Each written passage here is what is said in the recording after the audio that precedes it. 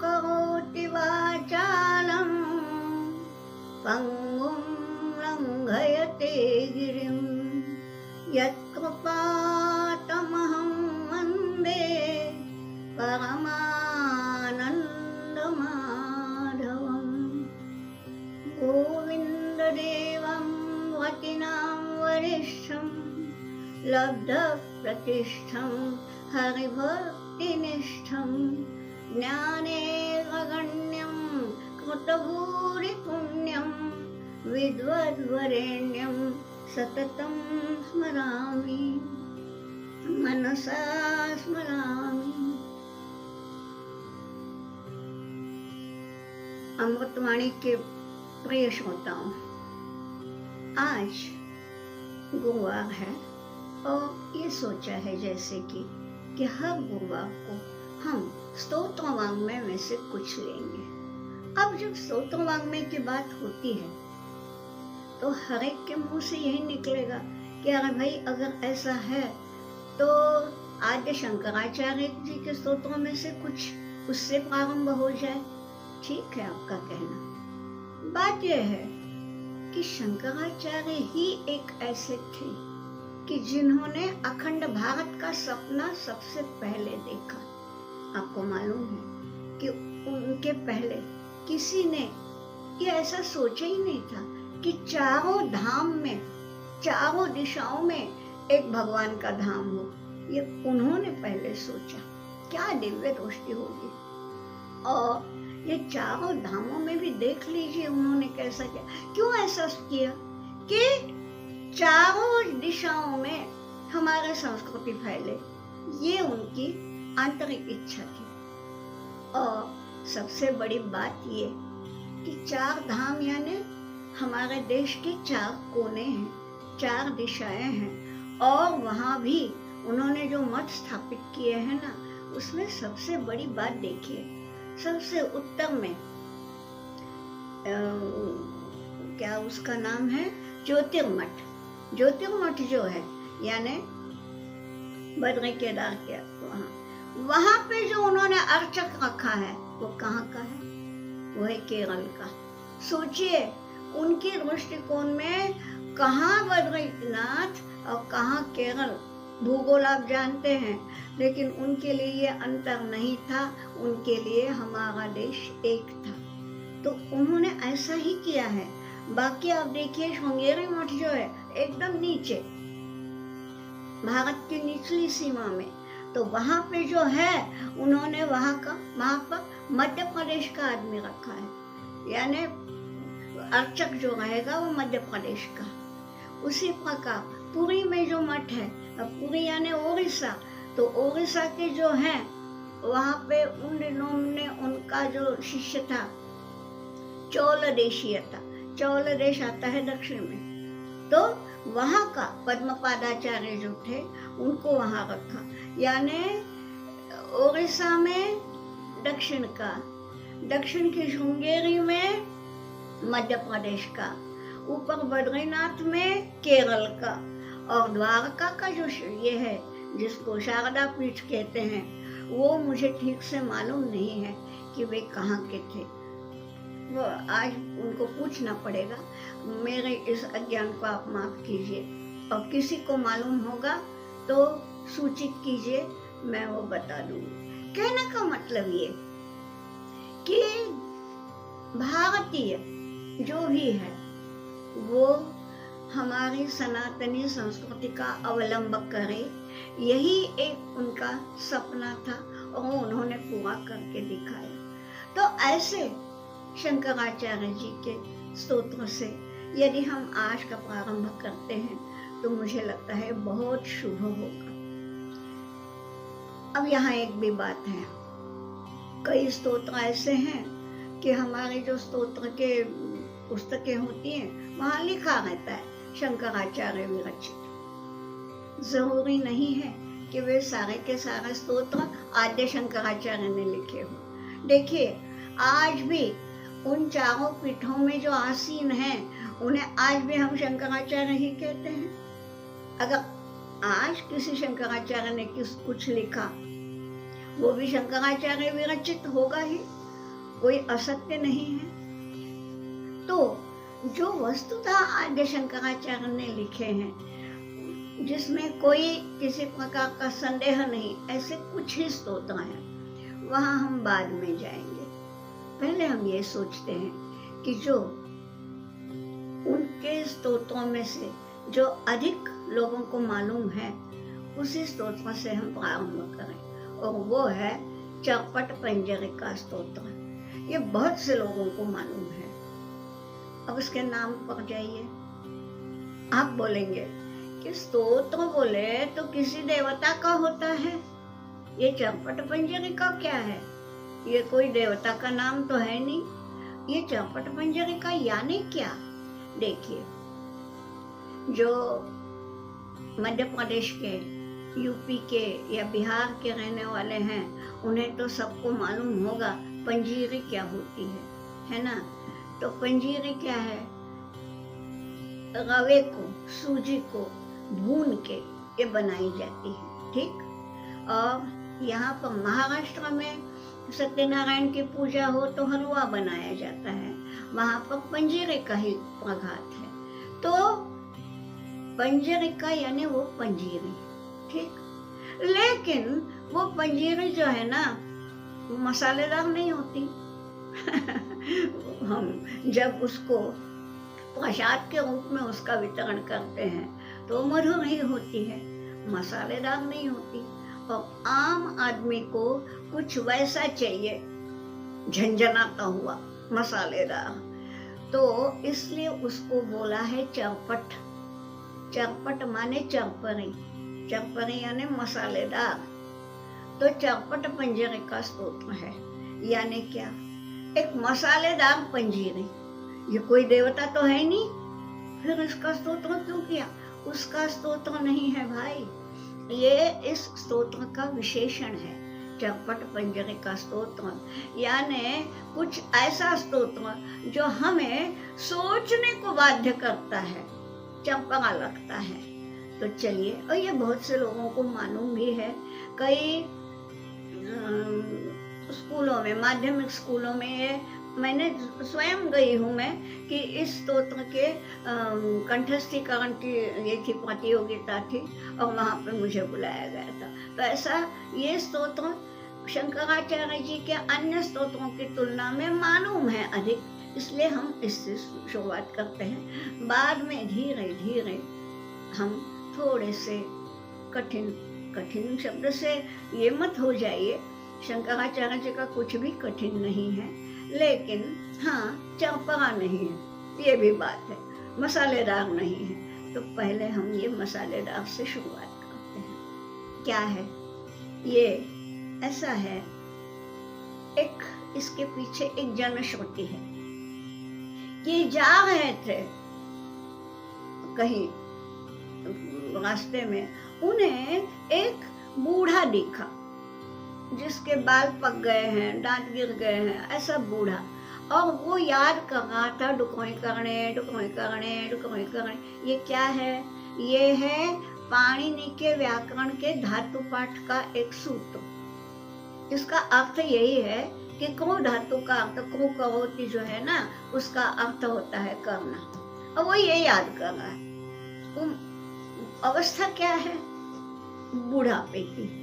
अब जाके भगवान का नाम लेना चाहिए या व्याकरण के सूत्र याद करना चाहिए? देखिए, यूं तो हम हमेशा कहते हैं कि हम मरते दम तक छात्र ही रहेंगे, विद्यार्थी ही रहेंगे, विद्या अर्जन करेंगे, वो तो ठीक है। विद्या अर्जन करने के लिए भले ही हम गीता, भागवत, रामायण ये सब पढ़े, ये बात नहीं, ये तो बुढ़ापे में भी पढ़ा जा सकता है। लेकिन ये जो है को धातु का अर्थ होता है करना, ये तो प्राथमिक हुआ ना भाई। बाद में आप करेंगे कि को करो मी को वह को माँ, ये सब बाद में करेंगे।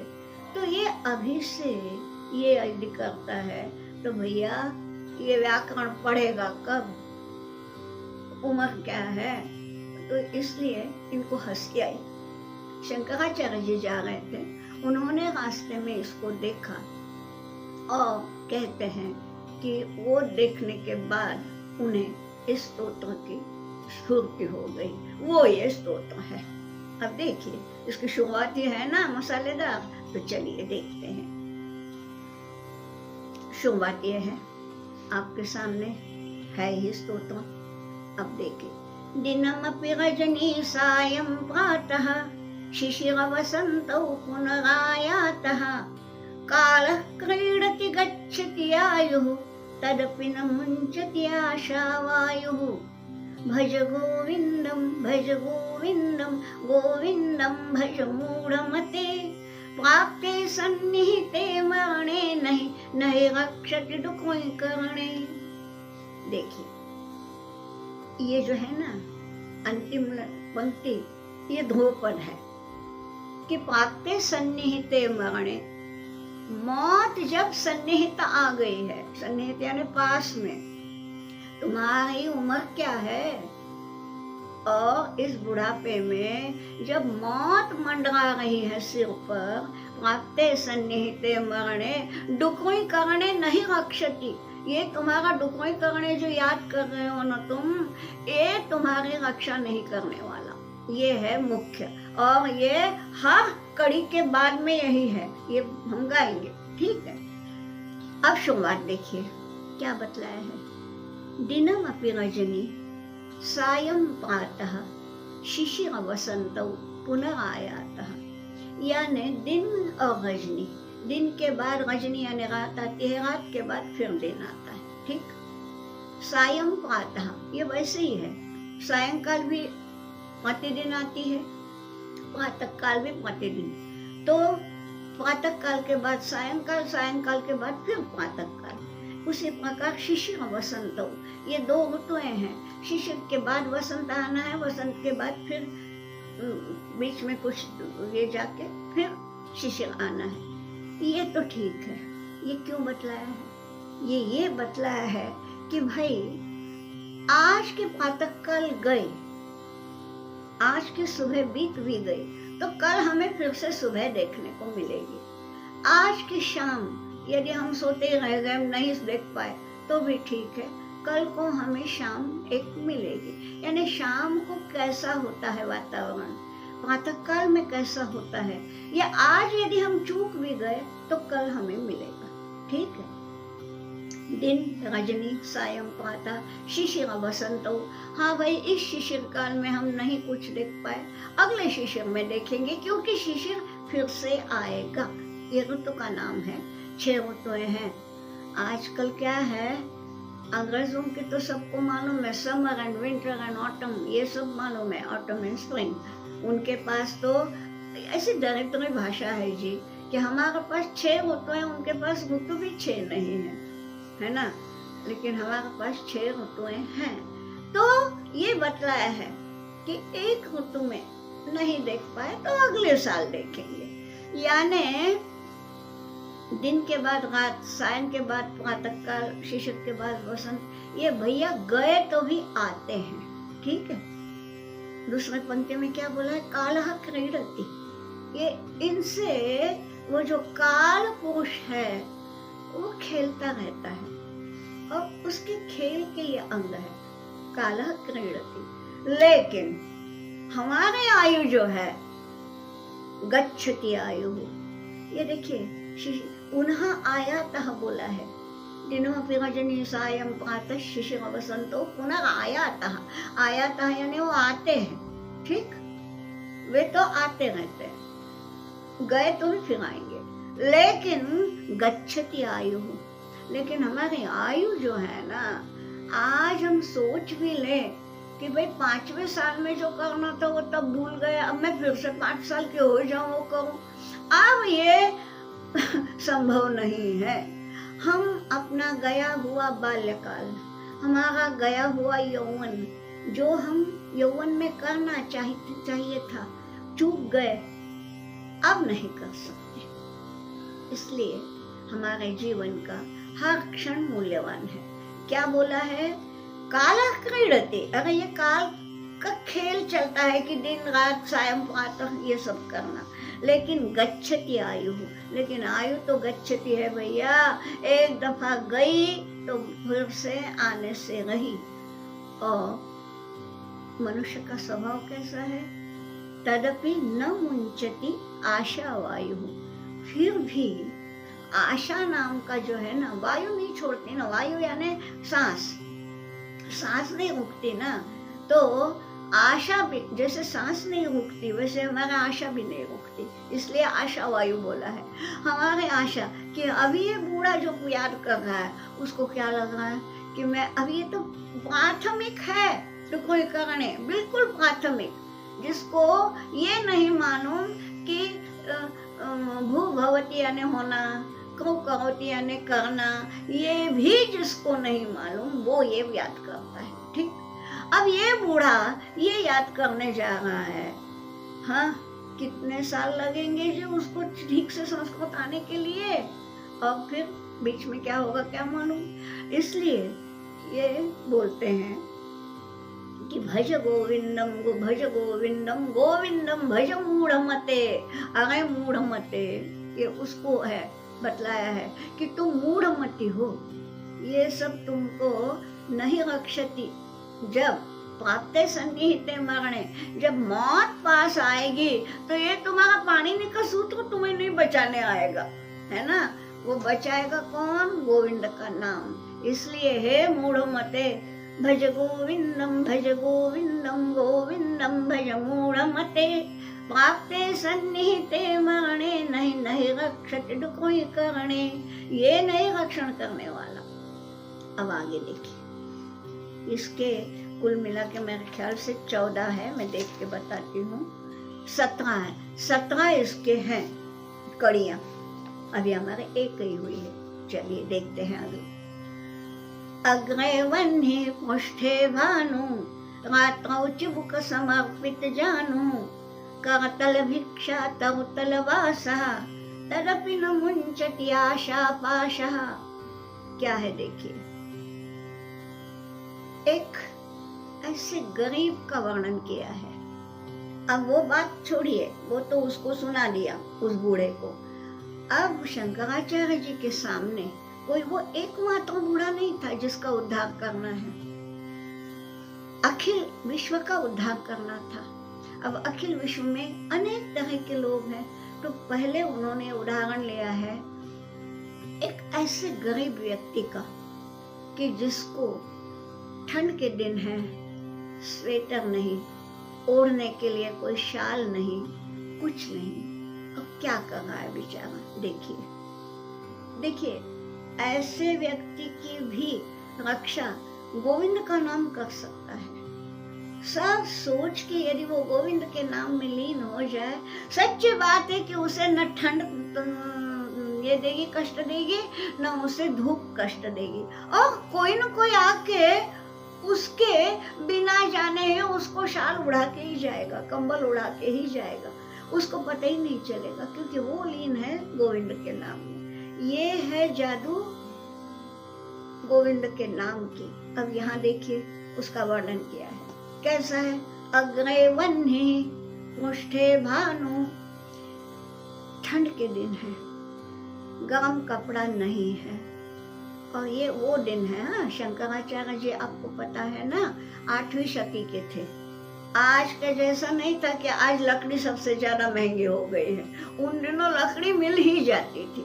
तो कितना भी गरीब हो, जिसके पास ओढ़ने को ऊनी कंबल नहीं है, ऊनी स्वेटर नहीं है, वो भी लकड़ी जला के आग तो ताप ही सकता था, क्योंकि लकड़ियां मिल जाती थी। तो ये बोला है अग्रे वह्नि, वह्नि यानी अग्नि। तो आगे अलाव ताप रहा है, आग में हाथ सेक रहा है। दिन में क्या करेगा? पृष्ठे भानु, भानु यानी सूरज। दिन भर में ठंड लगती है तो क्या करेगा?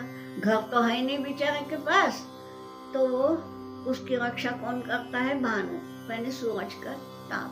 तो वो जाके धूप में बैठ जाता है। तो दिन में रक्षा की धूप ने, हाँ, बाद में शाम हो गई, सूरज निकल गया तो भैया आग सेकी।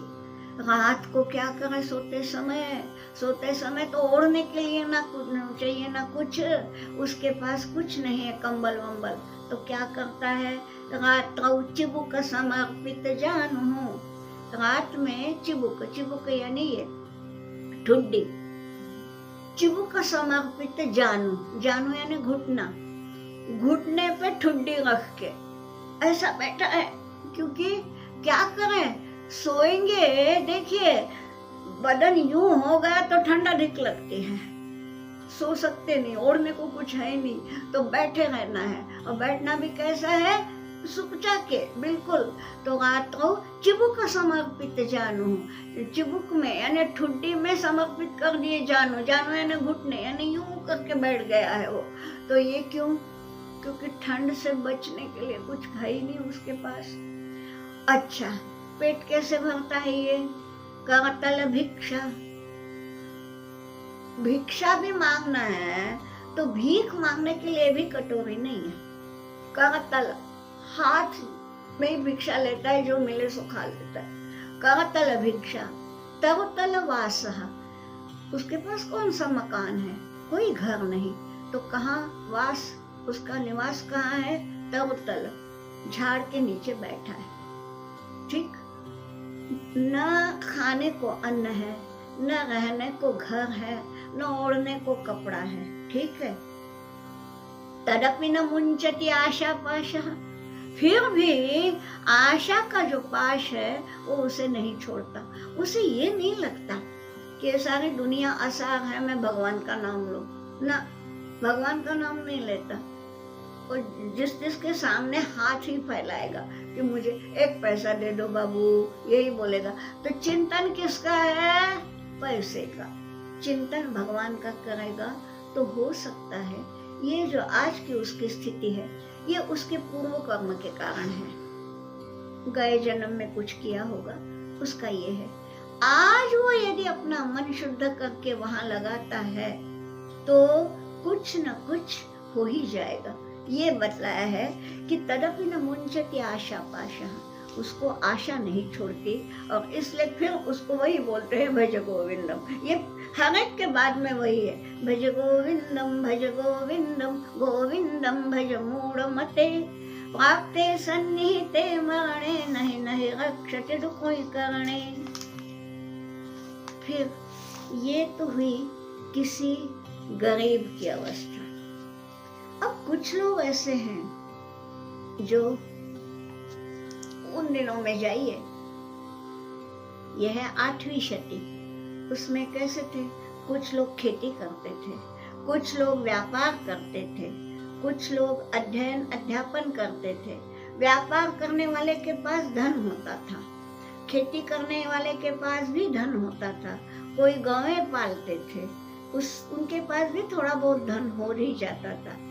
अध्ययन अध्यापन करने वाले ब्राह्मण के पास धन नहीं होता था, क्योंकि वो धन उपार्जन करने के लिए कुछ नहीं करते थे। अध्यापन भी जो करते थे वो विद्या का दान करते थे। हाँ, यदि कोई गुरुदक्षिणा देता है तो गुरुदक्षिणा भी ऐच्छिक थी। कोई गरीब है, नहीं दे सकता, तो इनके मन में अपेक्षा भी नहीं है कि वो कुछ दे। कोई राजपुत्र है, वो दे सकता है, तो वो लोग उनको भरपूर देते थे। बल्कि कई राजा लोगों से ही इतना धन आता था कि इनके पास जो गुरुकुल रहते थे, वो गुरुकुल में कई छात्र रहते थे, तो स्वाभाविक बात है कि वो दोनों समय खाते भी थे, दूध भी पीते थे, तो उनको सारा गोधन ये सब राजा के पास से आता था। या जो वैश्य रहते थे उनके पास से आता था। वैश्य यानी कृषिको अक्षवाणिज्यम, ये करने वाले वैश्य। यहाँ ये बोला है, पहले तो उसका बता दिया कि जो करतल भिक्षा तरतल वासः। अब ये एक ऐसे वैश्य की बात बता रहे हैं, क्योंकि शंकराचार्य को सभी का उद्धार करना है, उसको समझा रहे हैं। क्या है देखिए, यावद्वित्तोपार्जन सक्तः तावद् निज परिवारो रक्तः, पश्चात् धावति जर्जर देहे वार्तां पृच्छति कोऽपि न गेहे।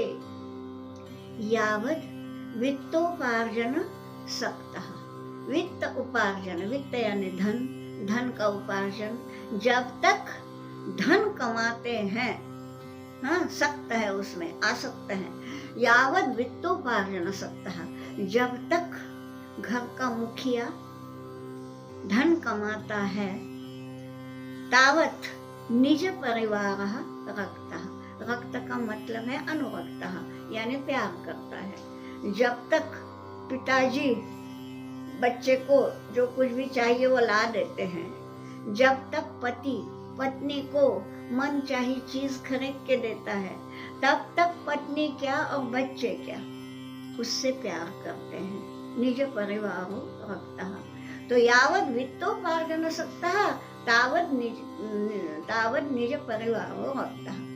लेकिन होता क्या है, ये उस जमाने की बात है जब पेंशन नाम की चीज नहीं थी। मतलब जब तक चलते हैं हाथ पैर, खेती करनी है हाथ पैर चलते हैं तब तक की, व्यापार करना है जब तक हाथ पैर चलते हैं तब तक किया, बाद में नहीं।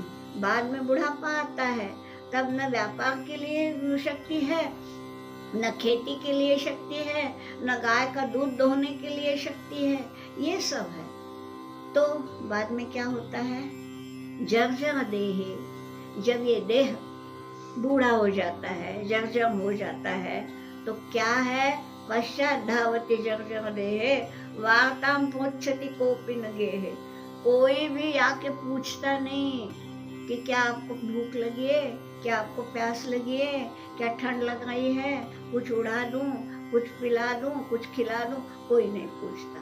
खैर ऐसा सब जगह होता नहीं, आज भी नहीं होता और तब भी नहीं होता होगा। लेकिन ये क्या है, चित्र बनाना है ना, ये देखिए शंकराचार्य जी इस समय बतलाना चाह रहे हैं कि भाई तुमको लग रहा है कि मेरा परिवार मुझसे बहुत प्यार करता है, मैं इन्हीं के प्यार में डूबा रहूं, या भगवत भक्ति वगैरह क्या करना है, ऐसा यदि सोचता है तो भैया ये परिवार तभी तक साथ देगा जब तक तुम्हारे हाथ पांव चलते हैं। उसके बाद ये तुम्हारे, सब जगह ऐसा नहीं होता है, मैं भी जानती हूँ, वो भी जानते ही होंगे, शंकराचार्य नहीं जानेंगे क्या? जो बात हमारे आपके समझ में आती है उन्हें भी पता थी, किंतु उन्होंने ये बोला कि ये भी हो सकता है कि आपने कमाना छोड़ दिया, आपकी पूछ समाप्त हो गई, कि आपको कोई नहीं पूछेगा, लेकिन यदि गोविंद को भजते हो तो वो जरूर तुम्हारे ये लेगा, ये बतलाया है। अब मैं हम वो सही माने में एक एक के बाद वो गाना चाहिए, लेकिन हमारा समय जाएगा ना, इसलिए बस वही है भज गोविंदम, इसलिए भज गोविंदम। तो ये बतलाया है कि देखिए आपके पास अभी धन है, इसलिए आप सोच रहे हो कि हाँ मैं इसी में मगन रहूंगा, लेकिन ये ठीक नहीं है, मगन हो जाओ गोविंद के भजन में, ये बतलाया। ये देखिए पहले एक बिल्कुल गरीब की बात की, फिर एक साधारण धनी गृहस्थ की बात की, अब ये बोल रहे हैं दूसरा है। अभी अगली जो कड़ी है इस श्लोक में क्या बताया है कि कोई लोग सन्यासी हो जाते हैं। अब वो भी कैसे हैं, देखिए इसमें भी 8वीं शताब्दी है, वो 8वीं शताब्दी में आपको मालूम है कि बौद्ध धर्म का बहुत बोलबाला था, है ना। यहाँ पर यदि शंकराचार्य उस समय नहीं होते और यदि उन्होंने चारों धामों की स्थापना नहीं की होती तो क्या मालूम आज सारा का सारा भारत कैसा होता, मुझे मालूम नहीं। वह यहाँ ये बोला है कि कुछ बौद्ध भिक्षु है, उन जमाने में थे, कुछ जैन श्रमण है, कुछ जिनको हिंदू आज कहते हैं, तब हिंदू नाम नहीं था, तो जो सन्यासी है, ये सारे के सारे जो है तीनों का चारों का वर्णन किया है यहाँ पे। अब ये देखिए एक अलग कैटेगरी की बात सुनाई उन्होंने, जटिलो मुंडी लुंचित केशः काषायाम्बर बहुकृत वेशः पश्यन्नपि न पश्यति लोको, पश्यन्नपि च न पश्यति लोको, युदनिमित्तं बहुकृत शोकः। क्या ऐसी कैसे बताऊं मैं कि ताना मारा है ये सारे के सारे जितने हैं, चाहे वो भगवा वस्त्रधारी कोई सन्यासी हो, चाहे भिक्षु हो, चाहे श्रमण हो, चाहे कोई भी हो, ये सब कैसे हैं देखिए। जटिलो, जटिल, जटिल यानी जटा धारण करने वाले, ये कौन होते हैं? ये अघोरपंथी हैं। आपको मालूम होगा, अघोरपंथ जानते होंगे आप, तो ये जटा धारण करते हैं। मुंडी, मुंडी यानी मुंडन करने वाले, यानी बौद्ध भिक्षु। लुंचित केशः, लुंचित केश कौन है? आज भी वही प्रथा है, आपको मालूम होना चाहिए। मैं जाती रहती हूँ जैन मंदिरों में, और वहाँ पे भी मतलब मैं भी बोलती हूँ, उनको प्राकृत व्याकरण सिखाने मैं जाती रहती हूँ। अब बड़े मेरे प्यारे संबंध है उनके साथ। तो वह आज भी लुंचित केश होते हैं, यानी देखिए मुंडन तो बौद्ध भिक्षु भी करते हैं, लेकिन ये मुंडन जो करते हैं यहाँ तो स्त्रियां भी और पुरुष भी। मुंडन कैसे है? नाई के पास नहीं जाएंगे, उस तरह नहीं फिरेगा सिर पे। लुंचित यानी एक एक बाल स्वयं उखाड़ना, लुंचन करना। देखिए पके हुए बाल तो शायद अब हमें तो अनुभव नहीं, लेकिन पका हुआ बाल यदि हम उखाड़ते हैं तो उतनी वेदना नहीं होगी। लेकिन मैंने ऐसे देखे हैं, अगर मेरी ही पहचान की है, 19 साल की तरुणी जी, 19 साल की, इतने सुंदर बाल थे, काले काले, यहाँ तक आते थे कमर तक। लुंचित, अपने अपने हाथ से ये करके वो ये हो गई। उनकी मैं मानती हूँ कि उनकी तपस्या को, देह दंड को कुछ सोचते ही नहीं, कितना भी देह को तकलीफ हो जाए वो सहन करते हैं। उनकी सामर्थ्य को मेरा भी हाथ जुड़ते हैं। क्या है?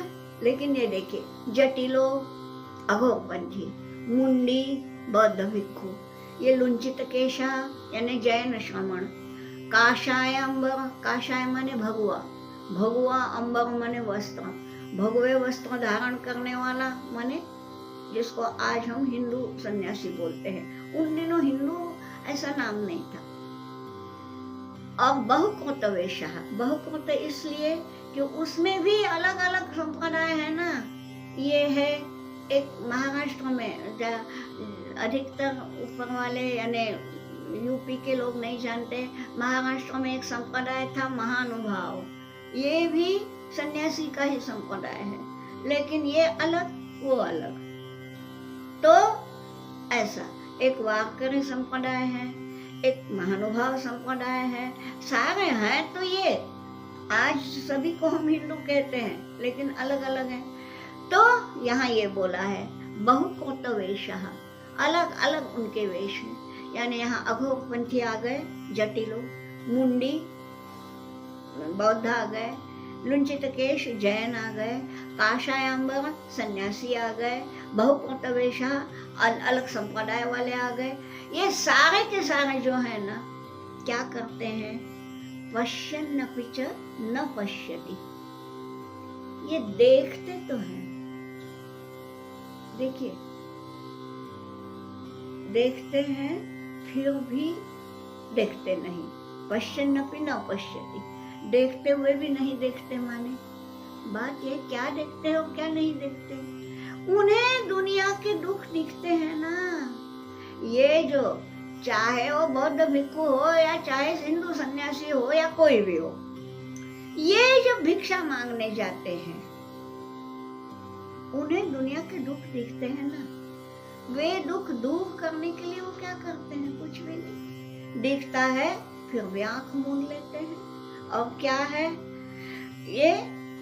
उदर निमित्तम बहुकृत शोकः, केवल उदर निमित्तम, यानी भिक्षा मांगते हैं। क्यों मांगते हैं?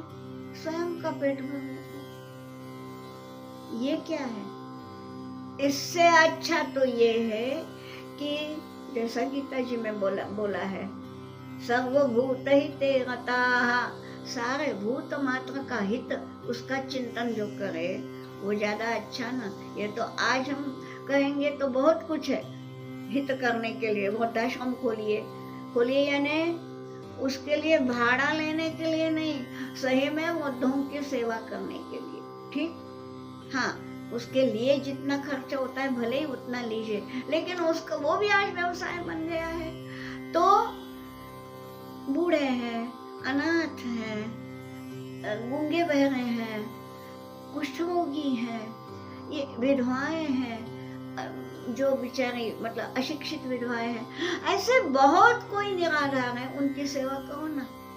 ये नहीं, तो इसलिए ये बोलते हैं कि पश्यन्नपि च न पश्यति, ठीक है, उदर निमित्तम बहुकोट शोकः। इसका दूसरा यह अर्थ भी हो सकता है कि लोकः न पश्यति।